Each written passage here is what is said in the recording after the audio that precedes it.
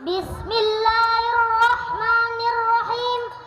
Assalamualaikum warahmatullahi wabarakatuh. Sudah rutin sholat tahajud, alhamdulillah. Sholat istikharah hampir 2 tahun. Wah, hebat.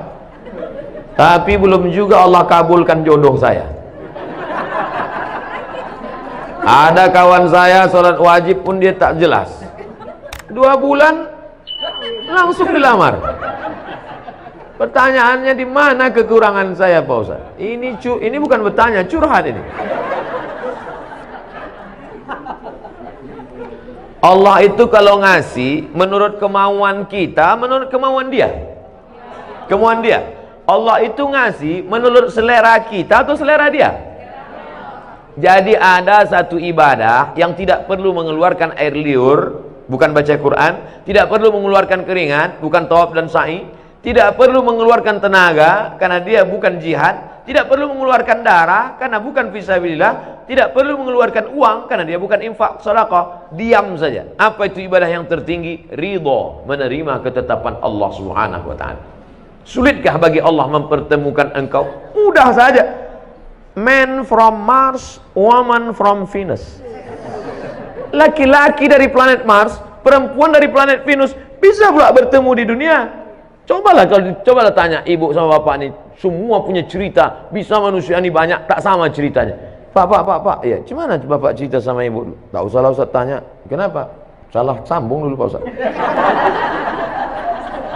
Bu, gimana cerita sama bapak? Ada saja skenario Allah membuat cerita yang luar biasa. Ada yang salah bertamu, ada yang nengok kakaknya nampak adiknya, macam-macam cerita itu.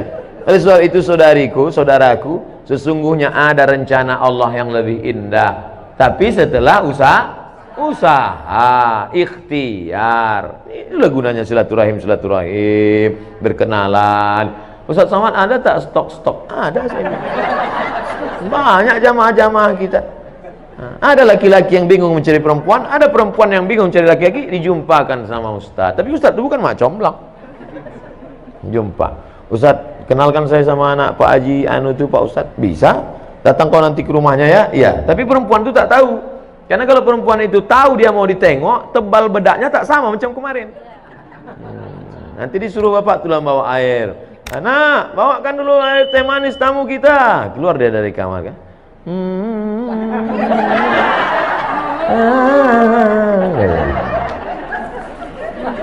Insya Allah Allah akan pertemukan, tapi dengan syarat sabri wassalah, banyak-banyak sabar dan salat. Apakah rezeki itu diatur Allah? Ya. Apakah umur itu diatur Allah? Ya. Apakah mati itu diatur Allah? Ya. Mungkinkah ada orang lain intervensi di luar pengaturan Allah? Tidak. Lalu kenapa risau? Itu bukan pertanyaan saya, itu pertanyaan Ibrahim bin Adham tentang orang yang ragu, risau. Ditanya Ibrahim bin Adham, apakah rezeki diatur Allah? Betul. Apakah umur diatur Allah? Iya. Apakah pertemuan diatur Allah? Iya. Adakah intervensi di luar selain kuasa Allah? Tak ada. Kenapa engkau risau? Iya juga ya. Apakah salat yang ditinggalkan saat haid mesti diqadha? Hadisnya riwayat Aisyah. Kunna nu'maru biqadha'is shaum wa lam nu'mar biqadha'is shalah. Kami disuruh mengganti puasa tapi tak disuruh mengganti salat. Kunna di situ kami. Kami yang ngomong Aisyah. Kalau Aisyah ngomong kami, laki-laki apa perempuan? Kami perempuan disuruh mengqadha puasa. Adapun sholat yang tinggal ketika dalam masa menstruasi tidak diqadha, tak diganti. Saya selalu bangun sholat tahajud tapi seringkali tertidur di tengah sholat sehingga lupa rakaat ataupun bacaan. Tapi saya selalu berusaha untuk bangun Pak Ustaz. Apakah sholat saya diterima Allah Subhanahu wa taala?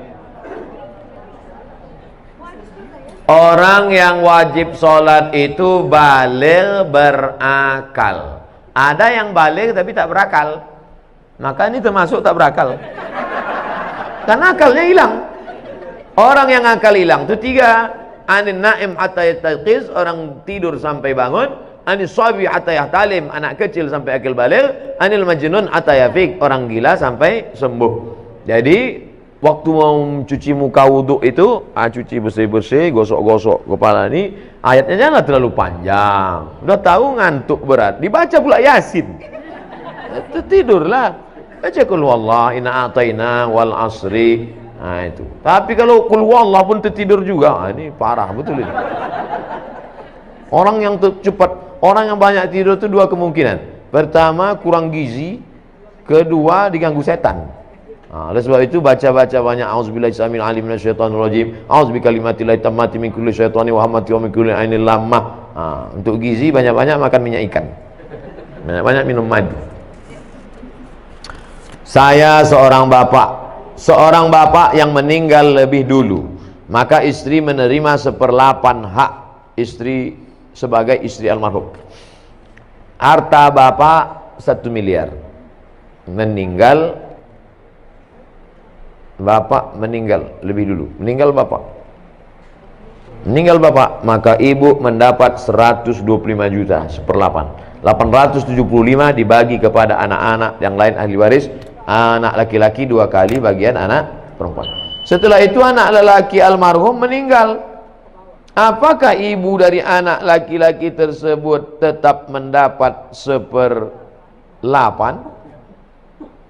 Tetap dapat 1/8, karena makna walakum nisfu ma taraka azwajukum illam yakul lahunna walad. Kamu dapat 1/8, walakum nisfu, kamu dapat setengah kalau istrimu tak ada anak. Fa in kana lahunna waladun, kalau dia melahirkan anak, falakumur rubu', kamu dapat 1/4. Walakumur rubu' illam yakul lahunna illam yakul lakum walad, kamu dapat 1/4 kalau tak ada anak. In kana lakum waladun, kalau ada anak, falahunna sumunu, kamu dapat 1/8. Maka tetap dapat 1/8. Sedangkan sebelumnya ibu sudah mendapatkan hak waris sebesar 1/8 dari almarhum suami. Setelah itu anak lelaki almarhum meninggal. Apakah ibu itu dapat harta warisan dari anaknya yang mati itu? Dapat 1/6. Fali ummihi sudus. Fa in kana lahu ikhwatun fali ummihi sulus. Tapi kalau anak ini ada punya saudara, ibu dapat 1/3. Nah, ini tentang pembagian ibu kalau anaknya meninggal. Ibu kalau anak ibu meninggal dunia, ibu dapat 1/6. Istri dia, menantu ibu, dapat pula dari anak laki-laki ibu tadi. Nah, jadi dapat. Oh kok gitu dapat 2 kali dia Pak Ustaz? Itu makanya umur panjang. Asal mati orang dapat. Kalau ada hubungan waris. Mudah-mudahan kita panjang umur. Wah, banyak yang mau dapat lah. Ada kisah Imam Syafi'i menginap di rumah Imam Abdullah bin Hambal, dan putrinya melihat Imam Syafi'i tak sholat tahajud. Dijawab Imam Syafi'i karena memikirkan 7 masalah umat. Dalam kajian lain, Ihya Ulumuddin ini nama kitab, nama penulisnya Imam Abu Hamid Al-Ghazali, meninggalnya 505 Hijrah. Kitab yang paling bagus tentang psikologi Islam, tentang masalah hasad, masalah dengki, masalah busuk hati. Ini kitab Ihya Ulumuddin, bagus. Bahwa ibadah yang bersifat fardu ain lebih diutamakan dibanding fardu kifayah. Bagaimana pendapat Ustadz tentang hal tersebut? Ada kontradiktif antara perbuatan Imam Syafi'i dengan ucapan Imam Syafi'i. Katanya ibadah yang fardu ain lebih utama dibanding fardu kifayah. Sedangkan dalam riwayat kehidupannya, dia tidak sholat tahajud karena memikirkan 7 masalah umat. Memikirkan masalah umat itu kan fardu kifayah. Sedangkan sholat tahajud sunat, bukan fardu ain. Tahajud bukan fardu ain, kecuali ditinggalkannya sholat wajib. Kok kenapa tak sholat wajib? Aku memikirkan umat nih sekarang. Nah, itu tak betul. Dan tidak pula tiap malam. Imam Syafi'i bukan tiap malam dia tak tahajud.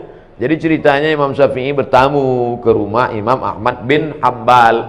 Paginya ditanya sama anaknya, ya itu siapa ya? Kok aneh kawan ayah itu? Kenapa? Ada 3 aku lihat. Yang pertama, kuat kali makan dia, habis makanan.